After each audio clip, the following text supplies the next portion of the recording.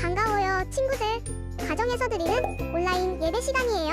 잠깐, 아직 준비가 안 되었다고요? 그럼 함께 준비해봐요. 먼저 주변을 깨끗하게 정돈해요. 단정한 옷으로 갈아입어요. 성경책, 찬송가, 헌금을 준비해요. 누워있거나 간식을 먹지 않기로 약속해요. 다른 행동은 멈추고 예배에 집중해요. 찬양 시간에는 기쁜 마음으로 일어나서 따라해요. 성경 말씀은 함께 큰 목소리로 따라 읽어요. 설교가 끝나고 기도 후에는 큰 소리로 아멘해요. 아멘. 준비한 헌금은 따로 저금통이나 성경책에 모아두었다가 교회에 출석할 때 드려요. 예배가 끝날 때까지 경건하게 예배에 집중해요. 광고도 잘 듣고 기억해두세요. 그럼 예수님과 함께 기쁘고 행복한 예배 시간이 되기를 바라요.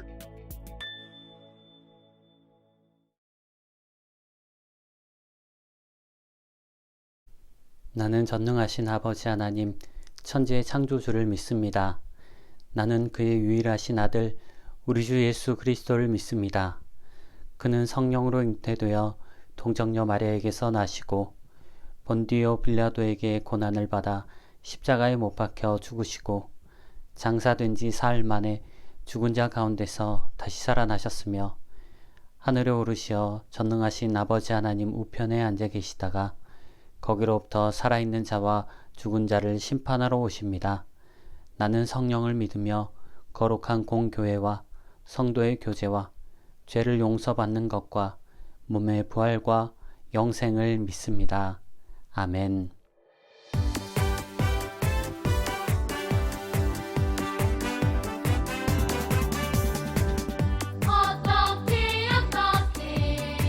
어떻게 천국 비밀 어떻게 알게 되었나.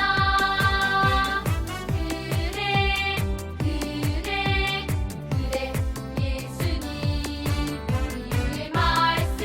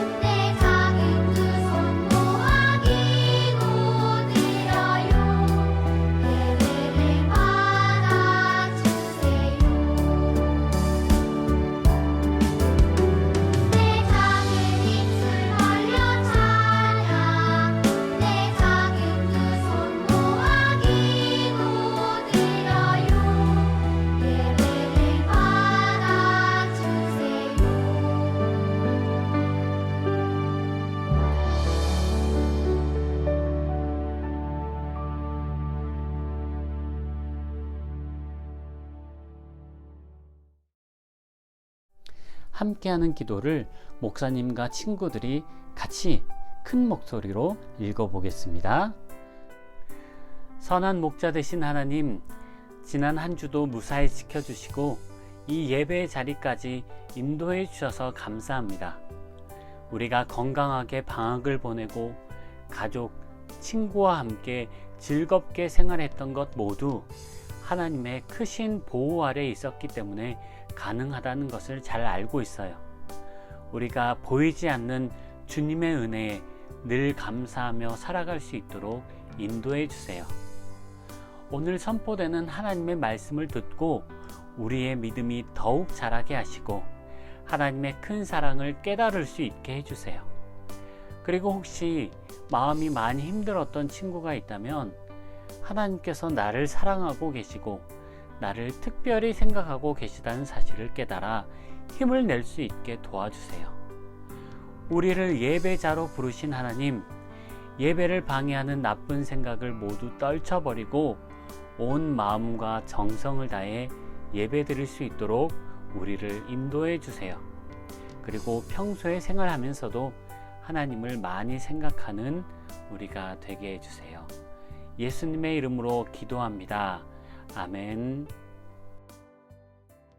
오늘 우리에게 주시는 하나님의 말씀은 출애굽기 16장 11절에서 12절 말씀입니다. 우리 다 같이 큰 소리로 읽어보겠습니다. 시작!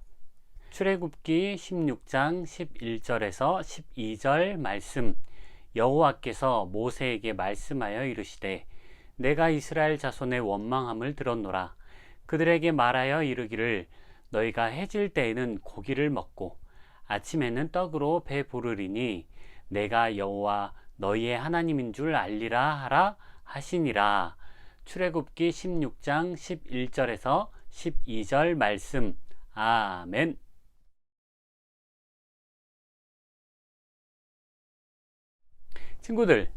친구들은 혹시 집에 먹을 게 없어서 배가 고파서 힘들었던 적이 있어요?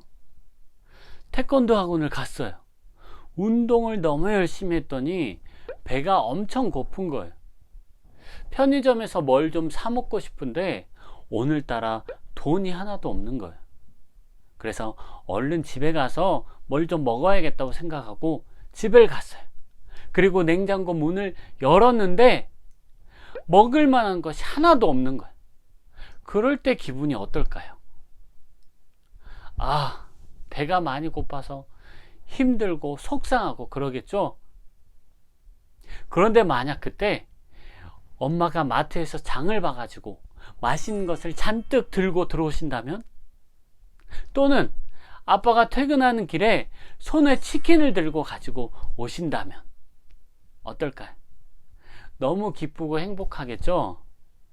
오늘 성경 말씀을 보면 애굽에서 나와 광야에서 여행을 시작한 이스라엘 백성이 먹을 것 때문에 고생한 이야기가 나와요. 이스라엘 백성은 애굽에서 나와서 엘림을 지나 시내산을 향해서 가고 있었어요.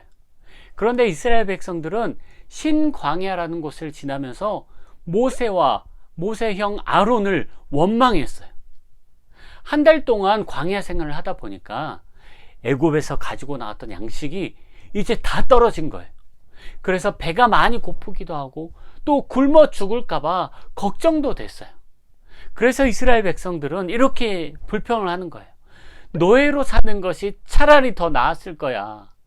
애굽에서는 배부르게 먹었잖아. 그렇게 말하면서 모세와 아론을 원망했어요. 모세와 아론을 원망하는 것은 곧 하나님을 원망하는 것과 같았어요. 이스라엘 백성은 하나님이 애굽에 10가지 재앙을 내리면서 이스라엘을 구해내셨다는 것을 잊어버렸어요. 그리고 홍해 바다를 가르는 기적으로 이스라엘을 구해내셨다는 것도 잊어버렸어요.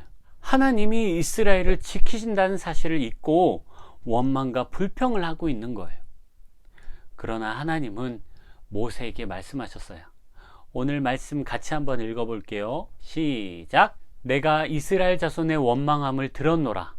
그들에게 말하여 이르기를 너희가 해질 때에는 고기를 먹고 아침에는 떡으로 배부르리니 내가 여호와 너희의 하나님인 줄 알리라. 출애굽기 16장 11절에서 12절 말씀. 아멘. 하나님은 이스라엘 백성들을 먹이시겠다고 말씀하셨어요. 그러자 놀라운 일이 일어났어요. 저녁에 메추라기가 날아와서 이스라엘이 머문 곳을 덮었어요. 사람들은 메추라기를 잡아다가 한 달 동안 고기를 배불리 먹을 수 있었어요. 그리고 아침에는 하늘에서 작고 흰 열매가 내렸어요. 사람들은 이 음식을 만나라고 불렀는데, 만나는 이것이 무엇이냐 라는 뜻을 가지고 있어요. 만나는 하늘에서 이슬처럼 내렸는데 생김새는 하얀색으로 진주같이 생겼어요. 그리고 그 맛은 꿀을 섞은 과자 같았어요. 만나는 끓일 수도 있었고, 또 갈거나 빻아서 가루로 만든 다음에 반죽에서 빵을 구울 수도 있었어요. 하나님께서는 빵과 고기를 이스라엘에게 주시고 먹이신 거예요.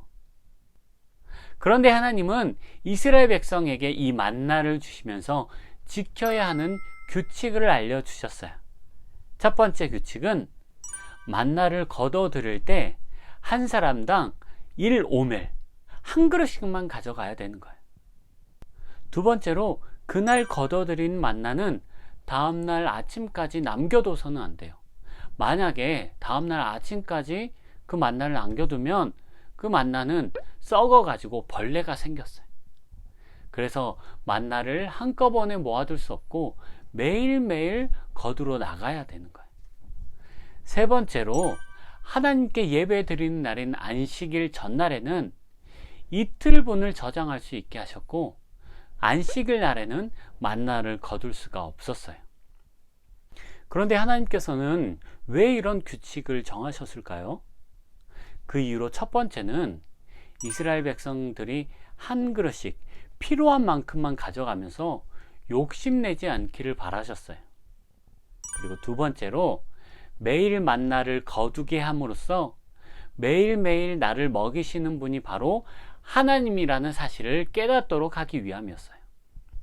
세 번째로 예배하는 날인 안식일에는 만나를 거두지 못하겠는데, 하나님께 예배하는 날은 바쁘게 다른 곳에 마음을 두어서는 안 된다는 것을 알려주신 거예요. 이렇게 이스라엘 백성들은 이 규칙을 지키며 하나님께서 주신 양식을 먹었고, 광야에서 40년간 생활하는 동안 하나님께서 주시는 만나는 한 번도 멈추지 않았어요. 친구들, 오늘 말씀에 나오는 만나는 하나님의 사랑과 은혜의 선물이에요. 이스라엘 백성들은 음식이 없다고 하나님께 원망하고 불평했지만 하나님은 끝까지 이스라엘 백성들을 먹이셨어요. 이스라엘이 애굽에서 노예로 고통당할 때 하나님께서 이스라엘의 소리를 들으셨던 것처럼 광야에서 배고픔을 외칠 때에도 하나님은 그 소리를 지나치지 않으셨어요. 그리고 만나를 주셨어요. 하나님은 만나를 통해 이스라엘이 광야에서 생명을 이어갈 수 있도록 하신 거예요. 그리고 하나님은 오늘 우리에게 더 특별한 만나를 주셨어요. 우리에게 주신 만나는 몸의 생명을 위한 것이 아니라 영원한 생명을 위한 것이에요. 그게 뭘까요? 그것은 바로 예수님이에요. 성경은 이렇게 말씀하고 있어요. 우리 같이 읽어볼까요? 시작! 나는 생명의 떡이니 내게 오는 자는 결코 줄이지 아니할 터이요 나를 믿는 자는 영원히 목마르지 아니하리라. 요한복음 6장 35절 말씀. 아멘. 성경은 예수님을 생명의 떡이라고 말씀하고 있어요. 출애굽 시대에는 하나님께서 만나를 통해서 줄이지 않고 배고프지 않게 하셨다면, 오늘날 우리에게는 만나는 없지만 영원히 줄이지 않을 생명의 떡이신 예수님이 계신 거예요. 그리고 하나님께서는 예수님을 통해서 우리의 모든 문제를 해결해 주셨어요. 지금 우리가 살고 있는 시대는 먹을 것이 없어서 문제라기보다도 더 큰 문제가 있어요. 뭐냐 하면 바로 마음의 문제예요. 사람들은 사랑에 배고파하고 또 관심에 배고파해요. 날 좀 사랑해줘, 나에게 관심 좀 줘. 이렇게 사람들은 사랑에 배고파해요. 그런데 예수님이 우리를 사랑하신대요. 예수님의 사랑을 받은 사람들은 마음이 언제나 배가 부른 거예요. 그리고 또 다른 문제는 영혼의 문제예요. 사람들의 영혼이 배고프고 메말라서 죽어가고 있어요. 그런데 예수님을 믿으면 영혼이 더 이상 배고프지 않아요. 죽지 않아요. 영원한 배부름과 생명을 얻는 거예요. 그래서 예수님을 가리켜 생명의 떡이라고 말하는 거예요.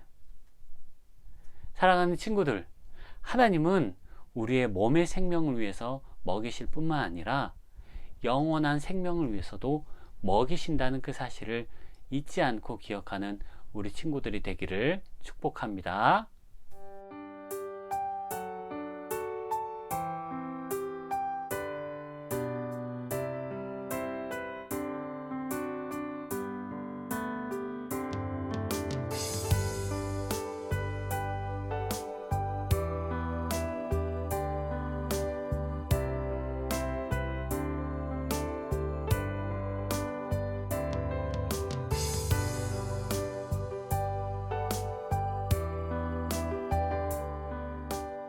우리를 먹이시고 입히시는 하나님, 내가 먹고 마시는 모든 것을 하나님께서 주셨음을 알고 매일매일 늘 감사하는 마음으로 먹고 마시게 해주세요. 더 많이 가지려고 욕심 부리지 않게 하시고 배고파서 굶주린 사람을 기억하며 내가 가진 것을 나누어 주는 사람이 되게 해주세요. 우리 주변에 마음이 굶주리고 영혼이 굶주린 친구들도 있습니다. 그 사람들에게 생명의 떡이신 예수님을 전하게 하시고 그들도 나와 같이 영원히 배고프지 않게 도와주세요. 예수님의 이름으로 기도하며 이제는 우리 주 예수 그리스도의 은혜와 하나님의 사랑과 성령 하나님의 함께 하심이 매일매일 먹고 마실 때마다 하나님의 사랑을 알고 그 사랑을 다른 사람에게 전하며 살기로 다짐한 우리 친구들과 선생님들 위해 이제로부터 영원토록 함께 하시기를 간절히 축원하옵나이다. 아멘.